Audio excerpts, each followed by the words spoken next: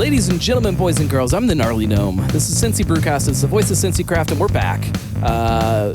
I've never sat down with you to record an episode, but I've certainly sat in this building and recorded a few episodes over the years, which is still a very strange feeling coming in here and having it not be the same. But like there's those little pieces that feel very much familiar to what it was in its previous life. We're at Gravel Road in Middletown. One of how many breweries are there technically in Middletown? I think 3 technically. If you count Fig Leaf. They are right on the border, I believe. But we will include them. 3 breweries in Middletown, which when I was growing up, if somebody had told me that there'd be 3 breweries in Middletown, I would have told them that they were crazy. I would assume that if you said people in Middletown were drinking craft beer, you would have thought the same too. Well, and like you walk around downtown Middletown, and we've probably talked about this every time I've done a show with any of the breweries that are here in Middletown. Like it's crazy. Like it's crazy to see what is happening with Middletown and how exciting kind of this downtown area is and how many different things are happening. It's so much fun. Dan, welcome to the show. Thank you. It's good to have you.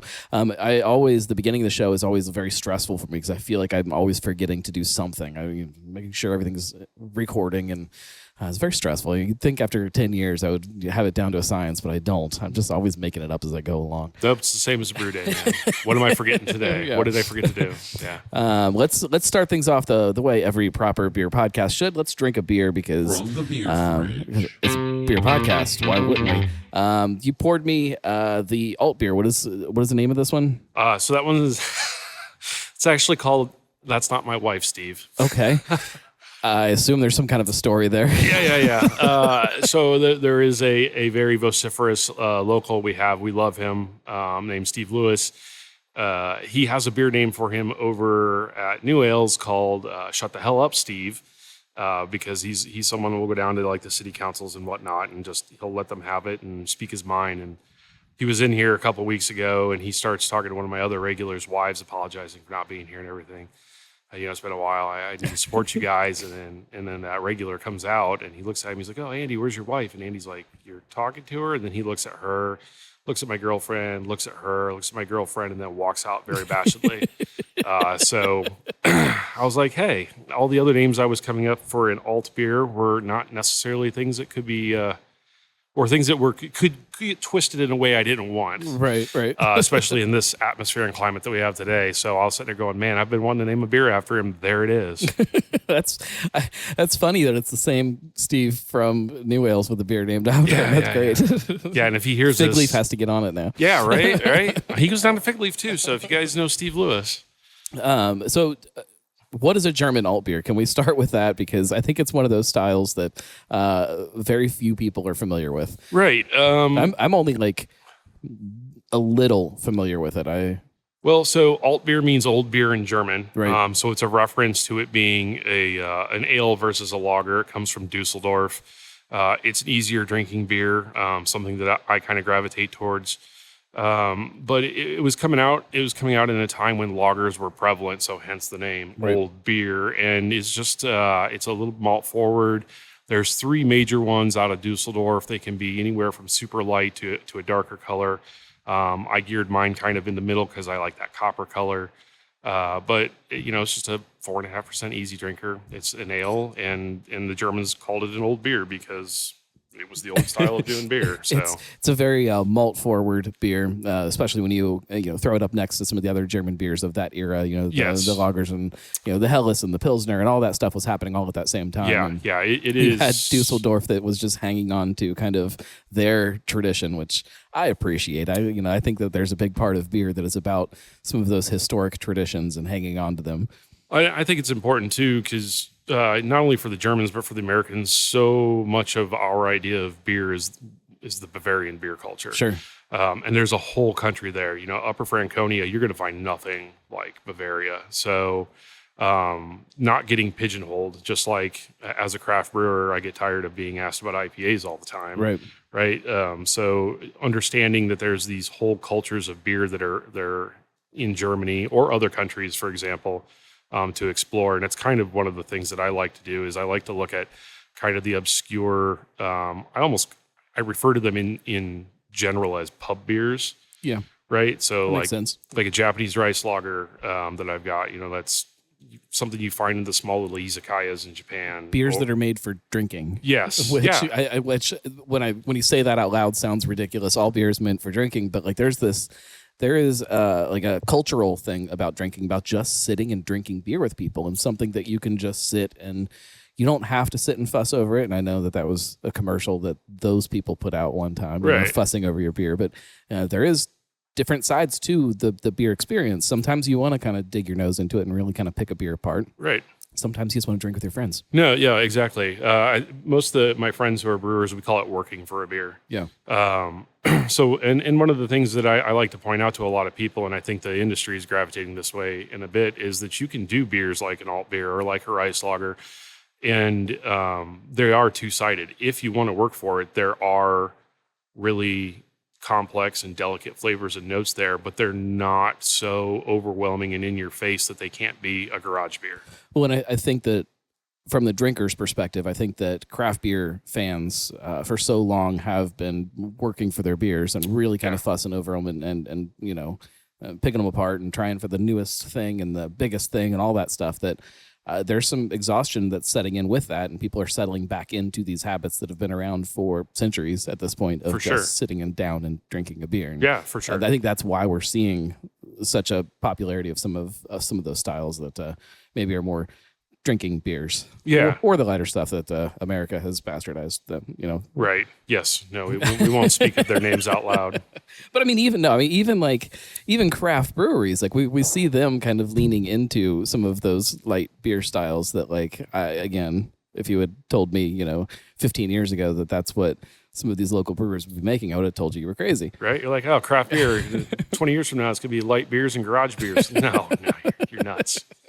Let's start from the beginning. Let's talk about your story and how you got here. How did you we'll start at the beginning with craft beer? How'd you get into craft beer? Do you remember the first one, the first sip? Oh yeah, I still have the bottle. Yeah, it's an Arrogant Bastard. Okay, that's a hell of a beer to start on, right? And then I was just like, oh my god, did you enjoy it the first time? Oh yeah, that's fun to me. Like everybody talks about, especially some of those big hop flavors, like, oh, it's it's an acquired taste, and it's like, man, from the first time I tried, the only beer that I remember trying for the first time and absolutely just not understanding it and not getting it at all was a lambic when I was probably you skipped the expert level. Well, yeah, this was my stepdad got one of those like beer of the world things, and he's like, oh, I know you like beer and I don't like any of these things, so here, you take this. And most of them were great, and there was like, oh, this is fun, but then there was that lambic, and I had never tasted anything like that before, and I'm like, what is wrong with this beer? What's going on? I don't understand. No, so I'm lucky. A little bit lucky. So Gen Xer, grew up in the late 70s, early 80s, in the middle of nowhere. So my first experiences with beer way underage, because when you live in the country, there are two things to do: make babies and drink. Right. And so the parents were like, well, if you're going to drink, we're going to have bonfires, and we're not going to let you go anywhere. Do it in this field. Yeah, do it in this field, because it's we're going to do it, whatever. And my dad had been a home brewer in the 70s.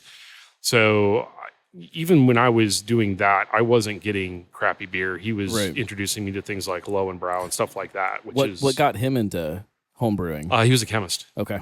So he did home brewing, and then I was born, and all the fun things stopped. So the Corvette went in the garage, the brewing stopped, the boat racing stopped, all the fun things. So I got introduced to it early, and then when I went to college, of course, there's the college experience for most Americans, which includes overindulgence and many, many nights of intoxication. I was the weirdo.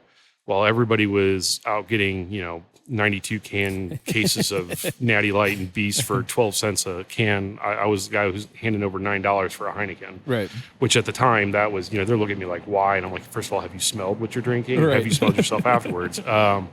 So I never really went down that road. I was always kind of open, an open palate, et cetera. And then when I moved out and I started kind of wanting to make my beer on my own. So yes, I started like everybody else with a Mr. Beer kit. And that first batch, man, it was good. And my friends liked it. And I actually had that thought of, man, I would like to do this for a living.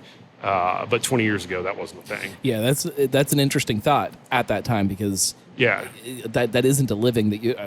arguably it's still not a living you could make. Right. Yeah. Yes. But like at that time, like there wasn't a model around that you could look at and be like, oh, look, these people are doing this. Like this is a possibility. It was just big beer. Yeah. Yeah. Well, and the other thing is any of your craft breweries that did exist, you know, they were guys that had cobbled together stuff from used dairy equipment. Yeah. And by that time, the late 90s, early 2000s, your Sierra Nevadas and stuff had gotten big enough that they're buying the same size equipment that a Budweiser plant has. You know, that ancillary industry of creating 5 and 7 barrel brew houses hadn't developed yet. Right.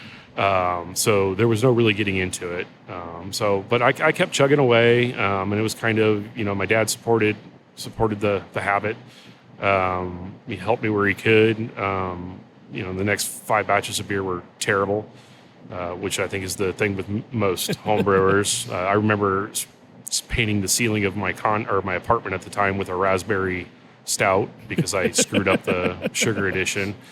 But you know, it just kept growing and growing, and I kept working at it, and I never stopped the home brewing side, and I cobbled together basically a 1 barrel brew house in my garage in my condo for the last like 10 years. And at the end of grad school, 2017 period, I actually interviewed for a job. What did you go to school for?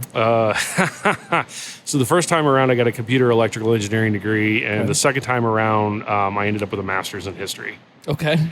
So yes, completely different things. Again, you know, Gen X kid, everybody's pushing me to go to college. You got to do a real job, whatever. And yeah, it was fun, but then I got in the industry and I hated it. I was like, this sucks. Right. I'm going to go back to school for what I wanted to do. And I needed some extra money because I was on stipend and on a full scholarship. But, you know, life happens. I was a non-traditional student. Car breakdown, sucked up way too much money one month, and it kind of wrecked my finances. I was like, crap. So I ended up getting a job at a historical brewery in Dayton. And I thought it was just going to be, you know, back in monkey work, but is actually as a brewer there.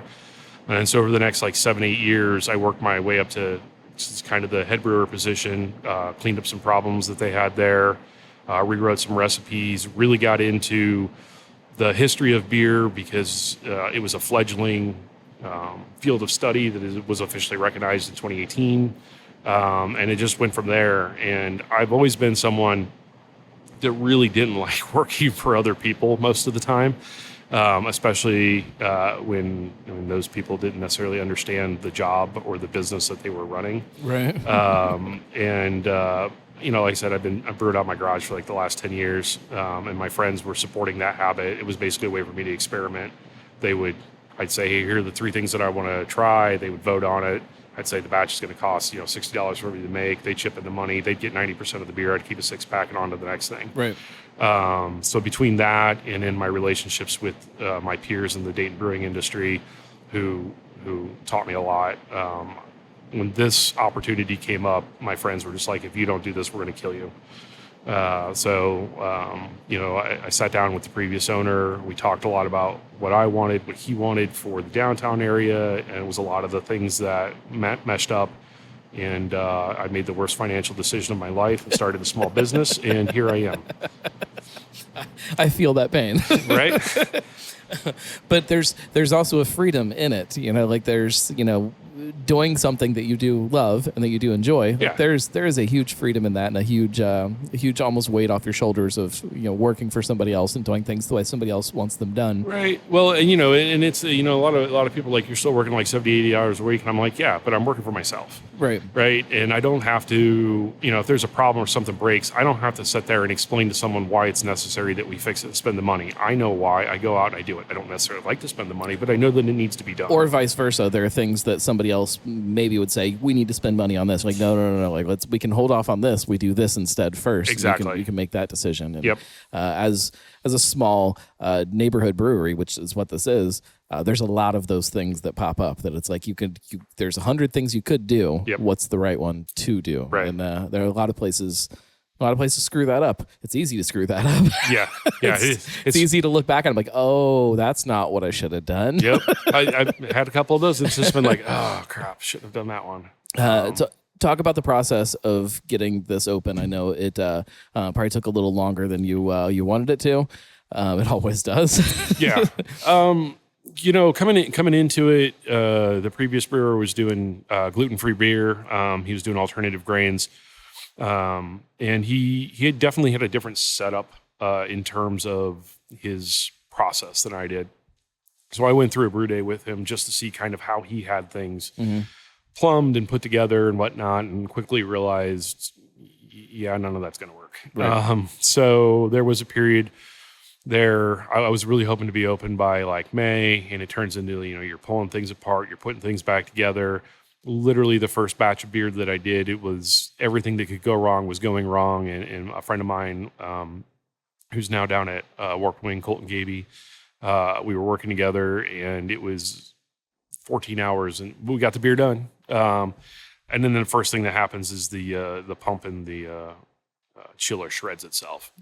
So then we literally spent 10 hours driving 3 different states looking for a replacement pump, which we couldn't find. So now we found someone down in Cincinnati who helped us out, and we found a different pump. And then we sat here till like 4 a.m, rebuilding this thing. Right. So, stuff like that. And, then there's $2,000 out the hole that you weren't expecting, or, hey, the wall's got a giant crack in it. What's going on? And we get up on the roof, and a bunch of the decking is gone, and the roof is caving in after a storm that happened. And so, there's a new roof that we're putting on, and you got to get that in there, and just, things like that.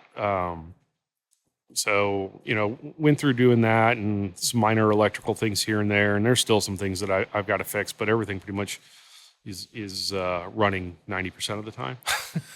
What was the reaction from people who maybe this was their spot before, they had fallen in love with either previous ownership or the beer itself or just the space? What was the reaction with you? Were people kind of, I don't know, standoffish a little bit at first of what, you're coming in here, you're taking this thing over that we loved, or were people just excited that something else was coming in here? Overall, it was excitement that something was coming in here, something was staying, and it wasn't going to end up being turned into like a warehouse or just a vacant building, et cetera, right? Mm-hmm. So like downtown Middletown is in the process, the early stages of building itself up, like you said.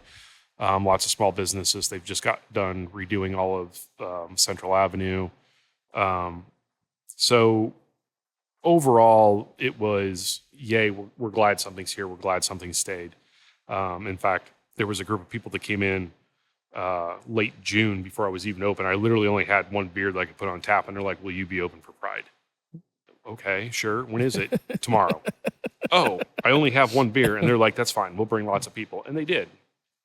So there is a really hardcore group of people who support the downtown, who support small businesses and craft beer even. So there's a lot of people in this area that come here for the beers. In terms of the switch over, I made it very clear to everyone, and as part of process, that I'm not an outsider coming into your town to take something over, because I do live in Dayton. I don't live in Middletown. I worked very closely with the previous owner, Josh. He still comes and brews some of his. There is still a 50-50 chance that whoever is listening to this episode, if they live in Cincinnati, in their opinion, Middletown is Dayton. Yes. It's not. We're in the middle. We are the middle town. We are neither Dayton or Cincinnati. No, we can both claim you. Just depends on what we're doing, right? It's like if the kid's good, it's mine. If the kid's bad, it's yeah. So I work closely with him, and he still comes in on a regular basis. We chat. We have a good relationship, and he still brews 1 or 2 of his gluten-free beers, and I keep a strictly gluten-free tap for those people, and I carry canned stuff in case he's not able to produce something. So in terms of how does that work? Is he coming in here and is there one fermenter that's just dedicated to gluten-free stuff? I mean, that's. That in itself, like when they first opened, I joked with them that of all the places you could open a gluten-free brewery, why Middletown? Yeah. And I still think that there's some truth to that this is probably not the gluten-free hub of the region, but clearly people have found that and have fallen in love with that aspect of what this is, and this has become their spot. So to still provide that, I think is absolutely brilliant. So some of my regulars actually are celiac. So they were really happy that I still had his stuff on tap. and that I carry the Glutenberg line just as a backup, because they did have a conversation with him and his wife. They did sell to get out, and neither of us wanted it to be a production job for him because he's got another job. So it's still there. Obviously, there are some in the gluten-free community who won't come here. They're just like, do you serve regular beer? And I'm like, yeah. And they're like, well, I can't be near it. And I'm like, oh, okay, that's not how it works. But if that's how you feel, I apologize. But if you ever change your mind, just let you know we have those options still available. So for the most part, it's been nothing but positive. And I think it was part of my goal in creating that relationship with Josh and Megan and having a Rolling Mill beers on tap to let people know I'm not just ousting something that was here for 6 years that was part of the downtown. They packed up and left. I'm taking over and doing my own thing, but trying to continue something about what they had already built. Yeah, it's important. They did something really cool, and in fairness to them, if they hadn't have done this, then I wouldn't be able to do what I'm doing, because the reality is I'm not a wealthy person. I'm not running around with a trust fund. So building a brewery from scratch wasn't a thing that was going to happen. Especially in this building. They jump through a lot of hoops coming into it. Yes. Yep. Not that those hoops are done being jumped through with this space. But. Right. No, absolutely not. But the foundation that they laid, although it didn't ultimately pan out for them, is a foundation that let me build what I'm doing. And so far, I'm going to have my 1 year anniversary. So that's a huge goal for, any small business to make it to the 1 year. So what are some of the things coming from your previous spot, which anybody who's read your story knows what that spot, I don't know if we're mentioning their name or not. Anybody who's read anything knows who we're talking about. But coming from that, which was a very different process. The process is still the same, but it was a very different type of brewery to this. What are some of the things that were maybe positives about that to this, or vice versa? Well, I would say that positives, when I first got there at the previous place. Brewing feels easier here. Yeah. No, actually, no. No? I've just traded one. It looks very hard there. Yeah, I was going to say, I've just traded one. People say that all the time, and I'm like, no, I've just traded one form of hard labor for another one. So there are things that are still manual here that make up for the manual things that we're not doing anymore. Right. And then you're also talking, the difference between a 2-barrel system and this is 15-barrel, but I'm only running 5-barrel batches on it, but that still is a lot of manual labor. When I first started there, they really didn't have anybody who had ever brewed before. And the result was when you would say things like, hey, what's your mash efficiency? They didn't know. What's your water chemistry? What are you talking about? And as a result, they had very inconsistent beers. I looked through the brew logs, and the same beer would literally differ by 20 gravity points from batch to batch. Well, it was easy. Some of the first times that I visited there, it was very easy for people to just kind of shrug that off and be like, that's the way it's supposed to be here. It's it's a historical kind of throwback thing. Yeah, it's part of the charm of it. And it's like, and I get that, and I think that it's easy for the drinker to overlook it because of that. But that doesn't mean that that's the way it's supposed to be. Right. Well, and the same goes for any small brewery, though. Like, there's a lot of small breweries that let things go that maybe they shouldn't be. Yeah. Because it's easy for people to forgive them. Yeah. It not only easy to forgive them, but in a situation like that where people really are, what's a non-pejorative? People really aren't aware of what beer was in the mid-19th century. So there's this overwhelming idea that, that it's dirty, it's gross, it's thick, it's sour. And that's not the case. Right. We actually, especially English beer from the mid-late 1700s, is actually a very consistent and fine product. And the German beers quickly follow in the early 19th century. So it's also easy for a place like that to kind of cover up that inadequacy by saying, oh, yeah, this is the way it was. No, it wasn't. Yeah. Or, no, they didn't do it this way. Yeah, they did. Those were some of the fights that I had. I'm like, I was paying attention to water chemistry, and they're like, well, they didn't do that. And I'm like, but they did.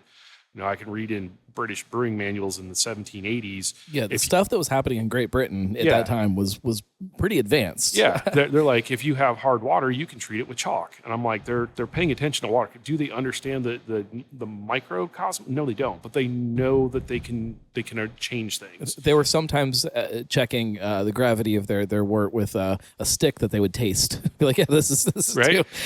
But they knew, they understood it. Yeah. Well, I mean, and you've got your earliest thermometers. A friend of mine who's that was like 1700s, right? When the thermometer. Yeah, British brewing basically is using hydrometers and thermometers by the late 18th, early 19th century, and then the Germans famously come in and pirate all that technology. Yeah, literally. And in the 1840s, German beer is suddenly good, and it's like, yes, because you stole all this stuff from the British.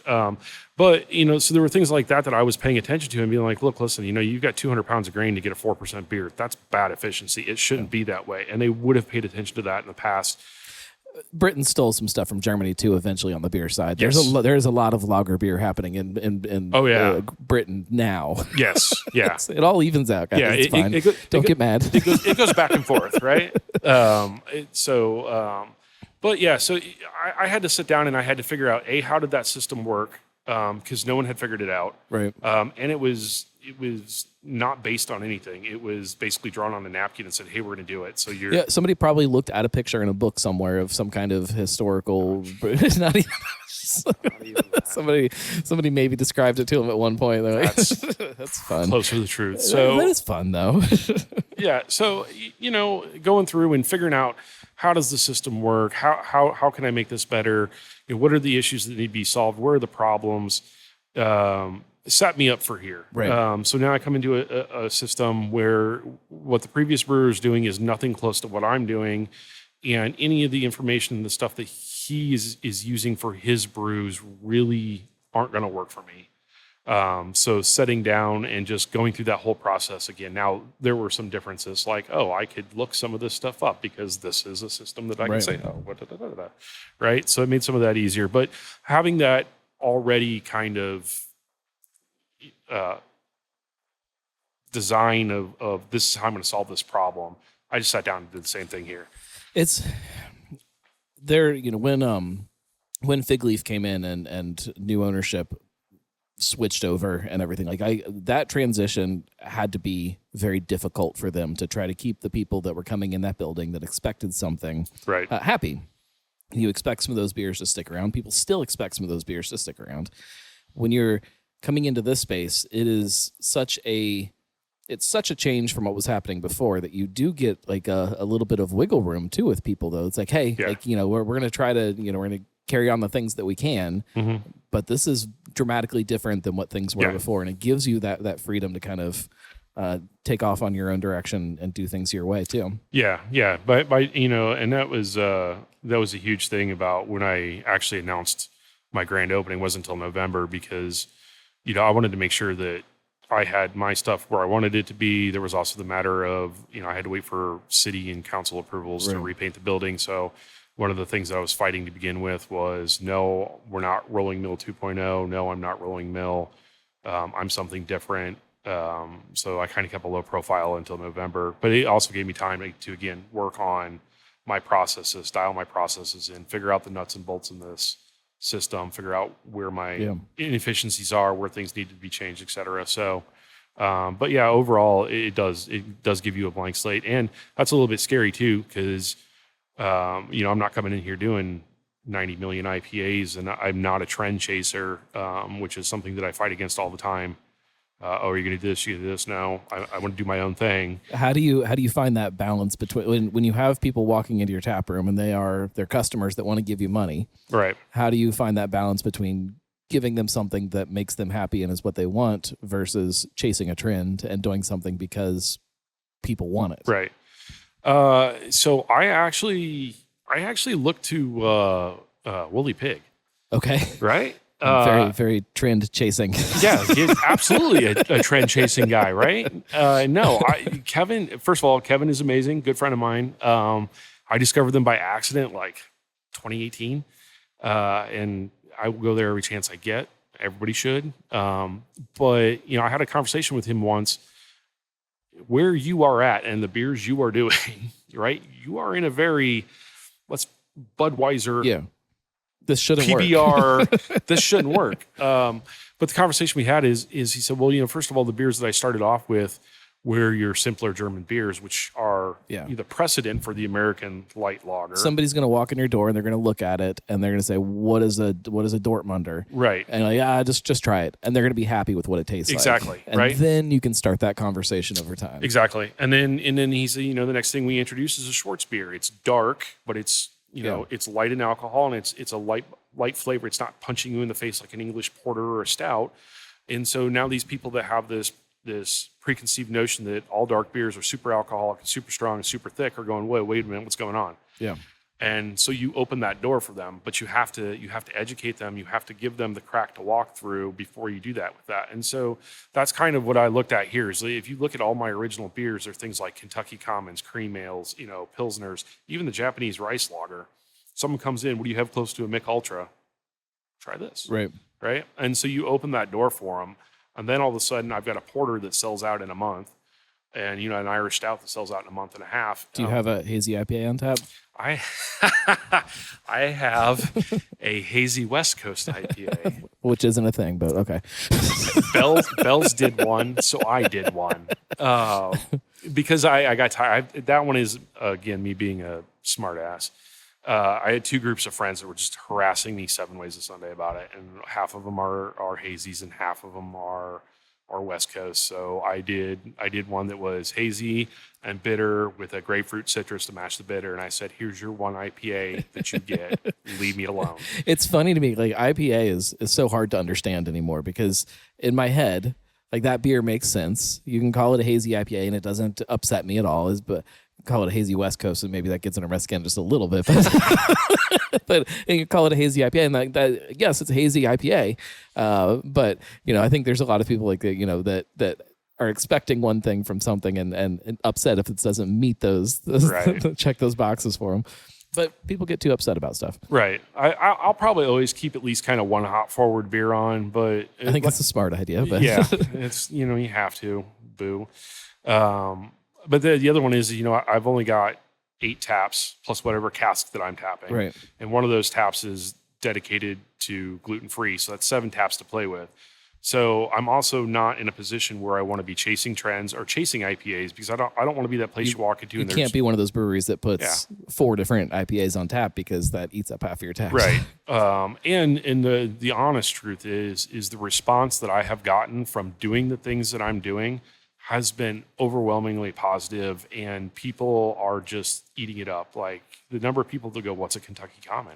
Yeah. And that's my number 2 seller right behind the Japanese rice lager. When I said I was doing that, people are like, "What's that?" And what is a Kentucky Common to you? Because I've heard a couple different descriptions of the style. So I go by the older, the actual history, being the nerd that I am. So Kentucky Common is a beer that was originated in Louisville, Kentucky in the 1860s, ends up being 90% of that city's consumption and exports up until Prohibition.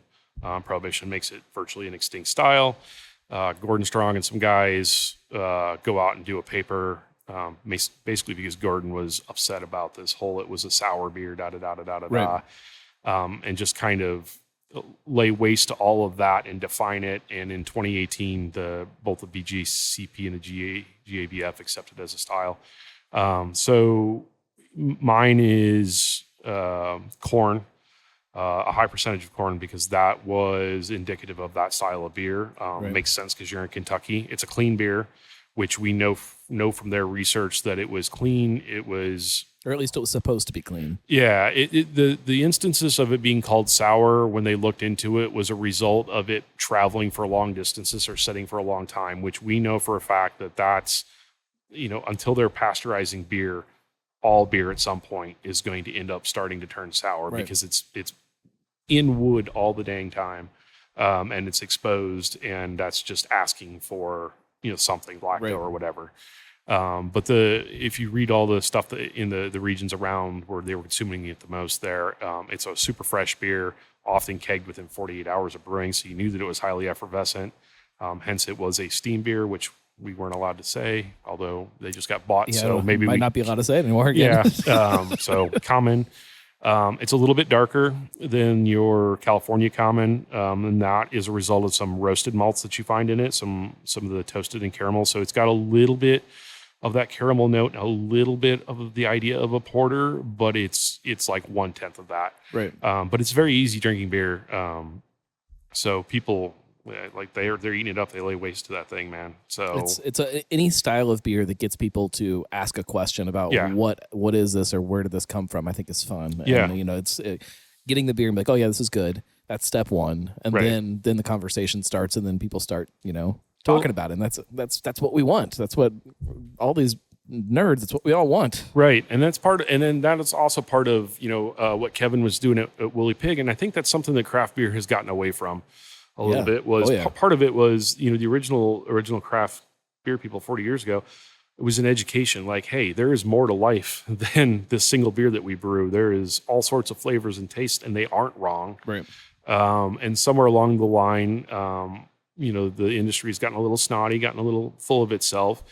And I think that puts people off of it. They talk about how the different generations view it and everything.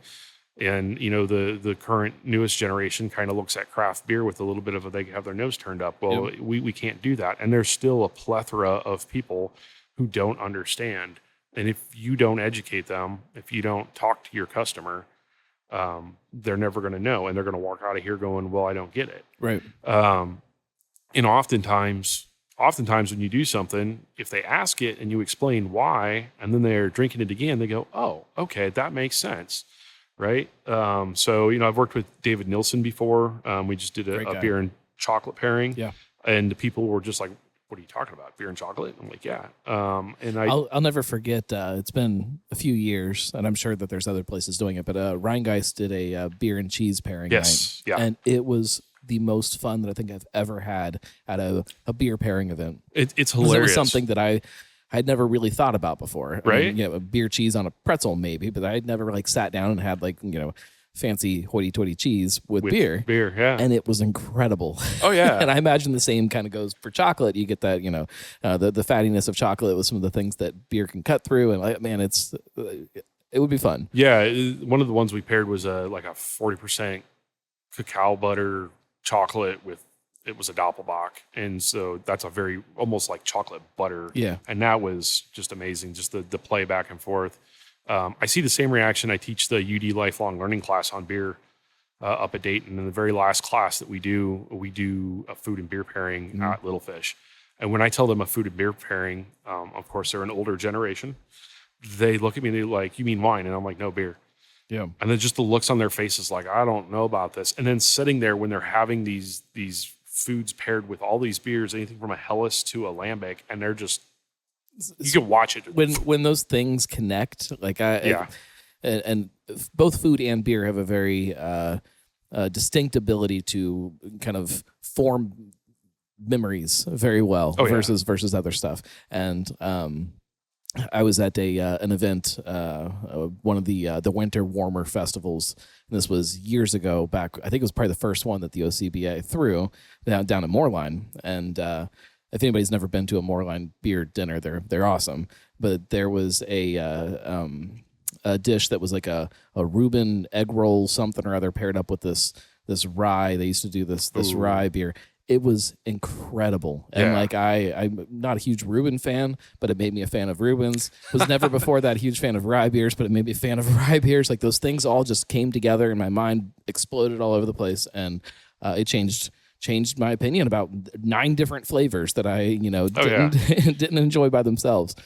Yeah. And so now there's beers that I'll taste and it immediately makes me remember that pairing back and forth, and that's fun stuff. And we've lost a lot of that. Oh yeah, for sure. Yeah. Well, and I think that's something that the small food, I see craft beer as part of the small food movement, right?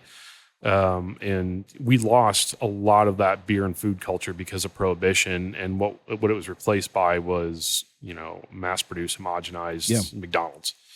And so I think the step that we're seeing that's been trying to happen, it's to some success here and there, is that bringing beer and food closer together, and it's a new avenue in which people can look at it and experience new things. Same thing. I remember loving lambics, but never being a fan of kind of the really rotten, smelly cheeses. Yeah. Until after I'd had lambics, I went through my lambic phase, and I'm going, these are the same characteristics. Yeah. Oh, now I can enjoy it. I enjoy this cheese now. What's going on? Yeah. So yeah. It's a shame. Like, you look around, and we'll say Cincinnati. That's the city that I claim you guys into. We look around Cincinnati, and there's so many places that have great beer, and there are so many places that have great food, and there are so many places that have both of those things at the same time, yet never pay attention to them. Never make any effort to bring those two together and to connect one to the next one in front of people. And it's an absolute shame that that's not happening. Right. I hope that we're starting to hit some kind of an era of craft beer where we start seeing more of that. Yeah, I think Little Fish up in Dayton is doing a beautiful They're job doing of that. incredible. Yeah, they do. So. They do good. And it's not to say that everybody isn't. There are places that are doing a good job, but not nearly enough. Right. Yes. Yeah. If we can shift gears a little bit, for you as a brewer, as a business owner, what does success look like for you? What is that measure for you when you look at what this place is? Well, I'm not homeless yet. That's I call that a success, right? I still have a place to shower. I still have a car to drive. However, you said yet, so that's a little concerning, right? Well, it's 5 years, right? 80% fail by year 1, and was it 70 by year 3 and 60 by year 5? And if you make it to year 5, you're good. I don't know. I'm very hard on myself. I know this. After going through grad school, kind of self-diagnosed OCD, super critical. So I don't know that I'm a fair person to ask what my success is, because I'll be looking at it and people are like, "You're doing great." I'm like, "No, I'm terrible." But the response that I've gotten so far from the community has super positive. So to come in and do the beers that I want to do, bringing the things that I want to bring, and seeing people come back over and over and over, hearing their comments. I mean, right? Money ultimately speaks. The fact that they want to come here and they keep giving me dollars to do this, that shows that I'm doing something right. Right. In terms of a business, I've been incredibly surprised. I know this isn't the best time to open a business, and I know that this isn't really the best economy right now in terms of inflation, et cetera. But the growth that I've seen to get to where I am right now is ahead of what I had projected. So I don't think that happens if I'm doing something terribly wrong. Right.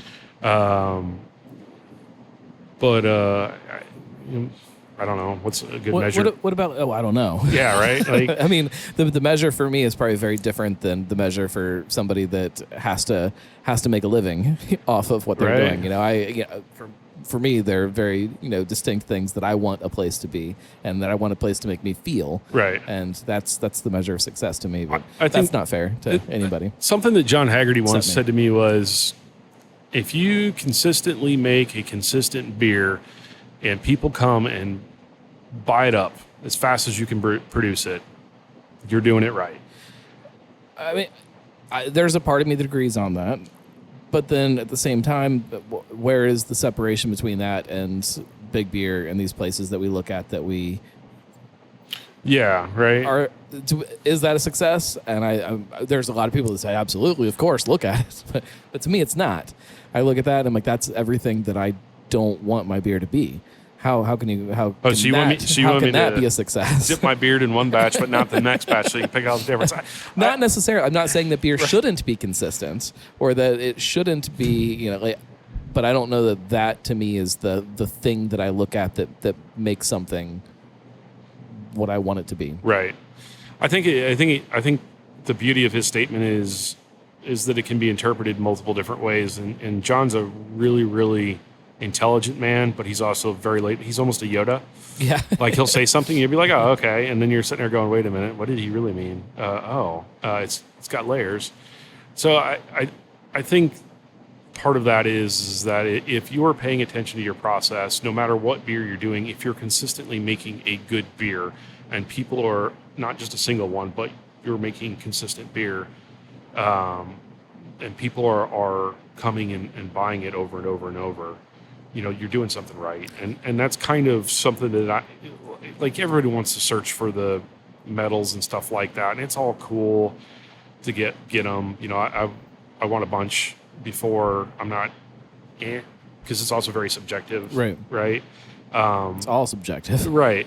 But ultimately, are people coming back? Are people bringing new people? Are new people coming in? And then you look at someone like Kevin up at Woolly Pig and you say, people drive from around the state to go see what he's doing. Right.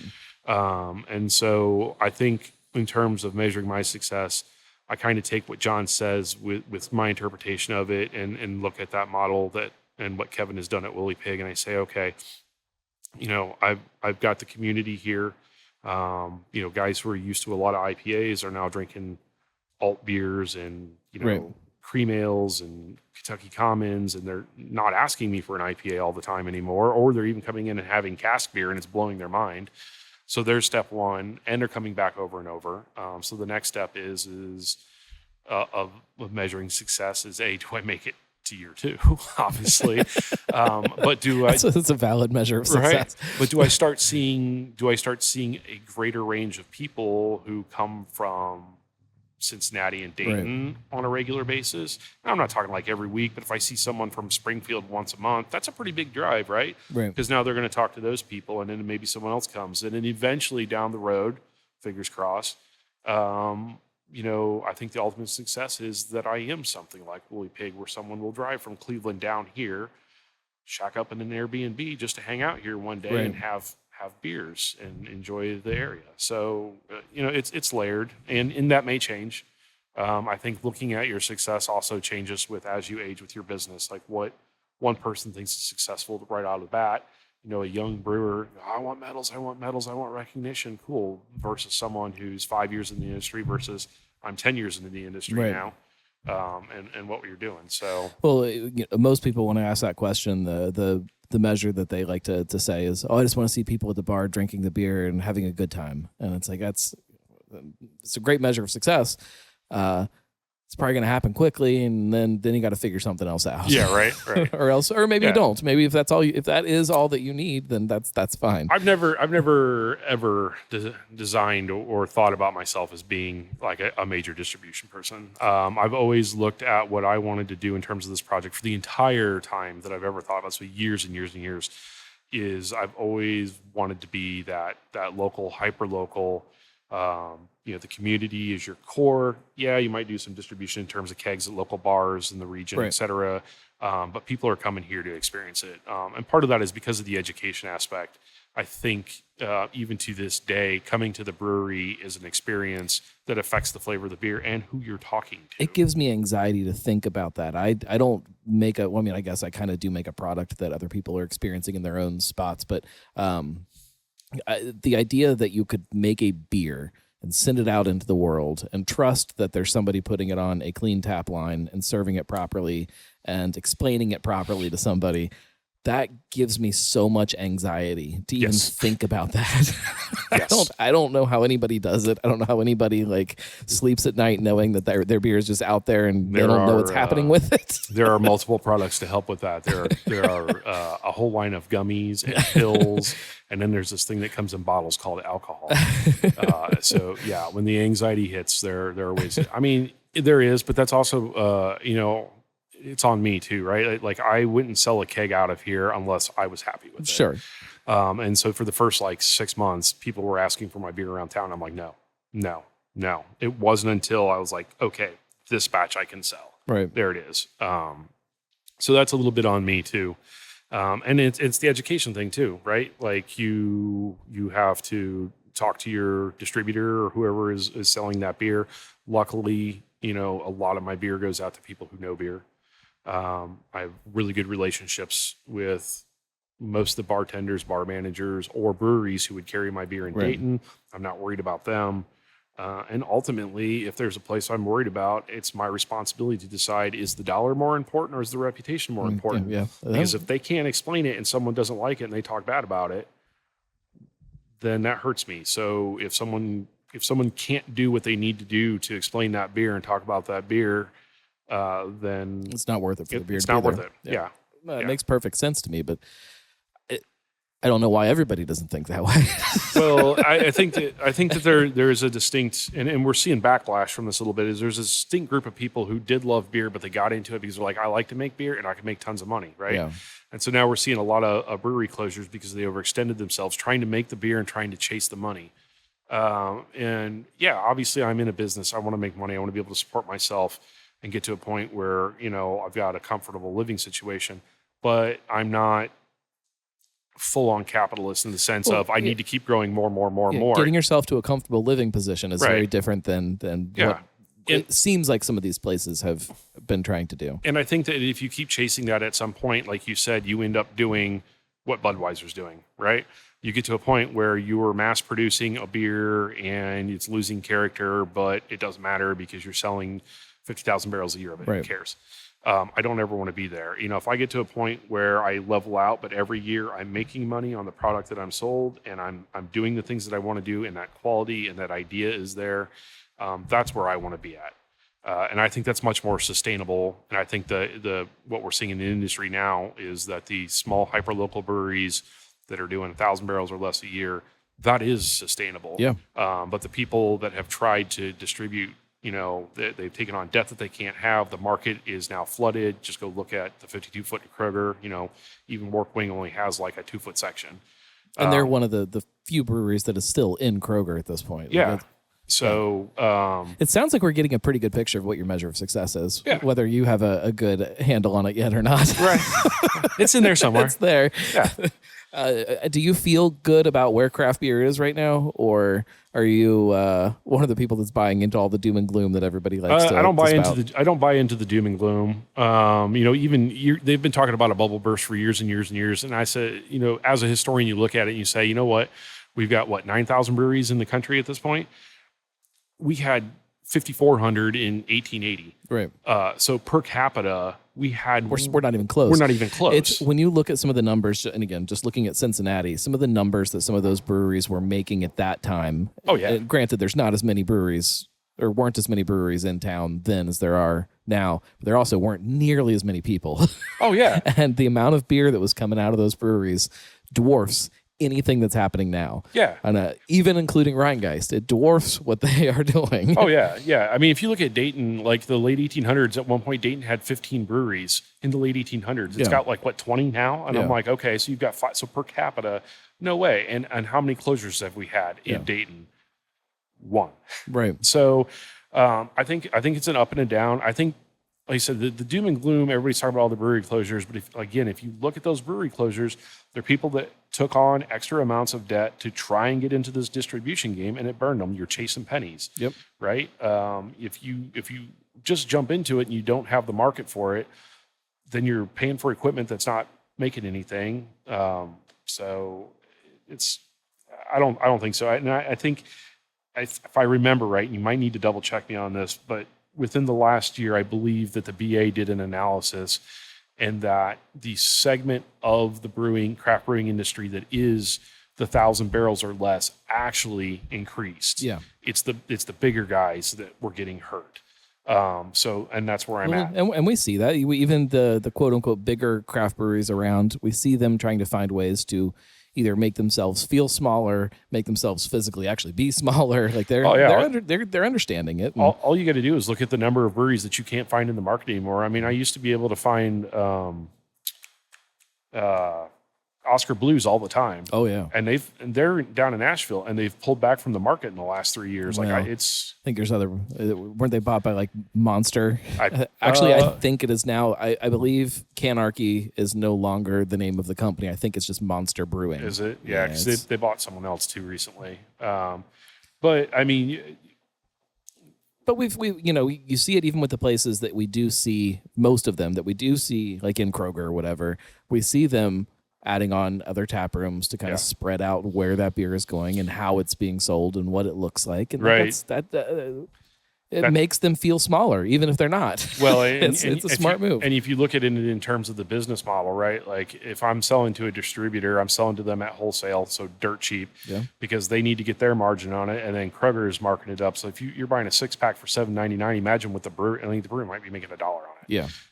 But if I open a tap room, I'm basically selling the beer to myself and selling it at the best profit margin. So I'm able to distribute to myself. Yep. That's why you're seeing all these tap rooms pop up everywhere, because the distribution game is too crowded, too hard, and the money's not there. And on top of that, where does it more fun to go buy your beer? At the brewery. Right. It's better for the consumer, better for the brewery. It's better for everybody except the distributors. Yeah. Sorry, guys. And our refrigerators can only hold so much, and we can only have so many refrigerators. So I haven't hit that number yet. I just keep adding on. I have a big walk-in back here now. So. The entire reason I opened a brewery so I could have a walk-in, so I had a place to put beer. Pretty much. Is there anything that you want people to know about Gravel Road that you think that they don't know? Oh, I don't know. We're still growing. We're still adding stuff on. Eventually, my ultimate goal as part of my business plan is, along with all of these kind of older, obscure drinking beers or pub beers, I have a cellar underneath the bar. There will be beer engines, and there will be properly drawn cask ales. It's been a love of mine since I started brewing. There is a small, tiny brewery in Ohio called Laxton Hollow. If I could get there more often, I would.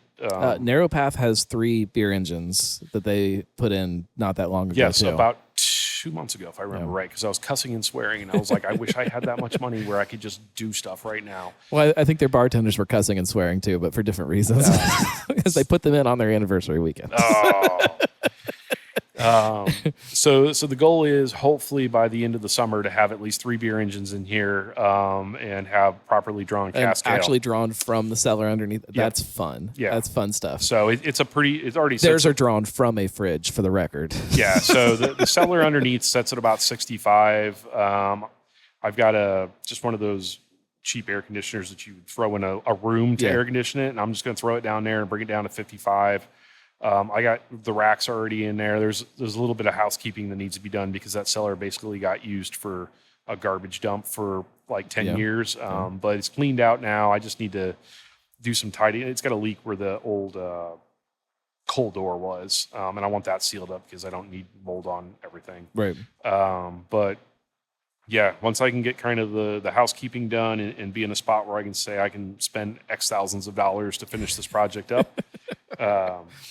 That's the stuff that gets me excited. I don't know exactly why.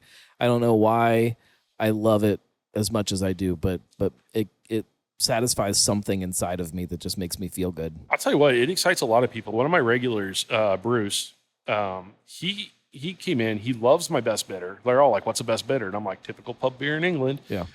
And the number of beer nerds that come in here and be like, "You have a best bidder?" Yeah.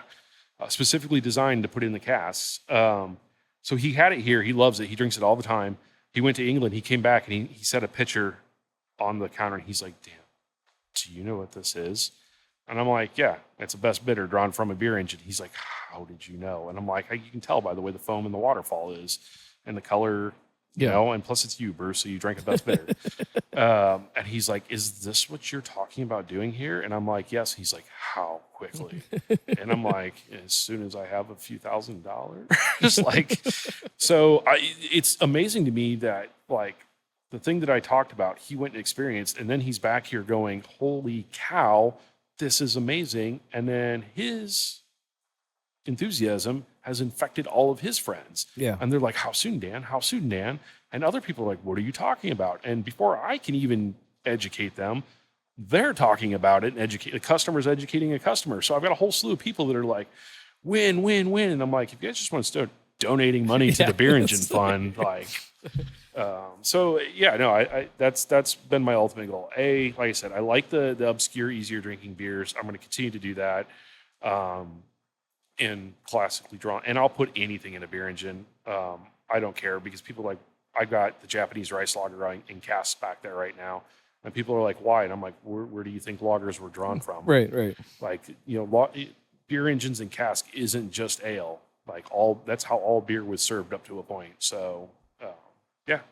That's fun. I love it. I love everything you're doing here. I think this is, it taps into this side of beer that I just, again, makes me feel good. I like small breweries, I like neighborhood spots. I like breweries that'll make a beer that means something. It's not just what on a spreadsheet somewhere people are saying sells good right now, so that's what you should make. I like that, and I like it. Everybody needs to come here and drink beer. Yay. We'll put information in the show notes, social media and all that. Follow them, give them a shout out, and come here, bring your friends, come sit and drink some beer. Yeah. Drink for the act of drinking, which is a thing. It does still exist. Right. Thank you very much. I appreciate you making some time for me. Not a problem. For anybody that's listening that wants to support this show, you can go to thegnarlygnome.com/support and do it that way. But the best way is just to share it with your friends. When you listen to it, then put a link on social media or something. Say, hey, I listened to this and it was good. And I'm going to Gravel Road next weekend, and you should come with me, and we should listen to the podcast on the way there. We will be back next week. Don't know who we're talking to, because it's always chaotic trying to get everything booked, but we'll do it. Cincy Brewcast. It's the voice of Cincy Craft.